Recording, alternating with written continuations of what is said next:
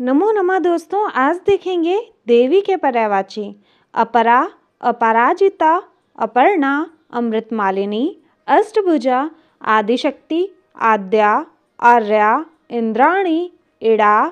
Isha, Ishani, उग्रा, Kalyani, कालदमनी, Kaushiki, Gayatri, Gautami, Chamunda, Jagdamba, Jagdambika, Jaya, Trinayana, Tribhuvan Sundari, Durga, Nanda, Nandini, Parmeshwari, प्रगल्भा, बहुभुजा, Brahmi, Bhalchandra, मंगलचंडिका, महाप्रकृति, Mahamaya, महायुगेश्वरी, Mahasweta, Mahishasuramardini, Mateshwari, योगमाता, Lalita, Vajra, वामदेवी, Vijaya, विश्वकाया, Vaishnavi, शंभुकांता, Shatakshi, Shambhavi, शाक्री,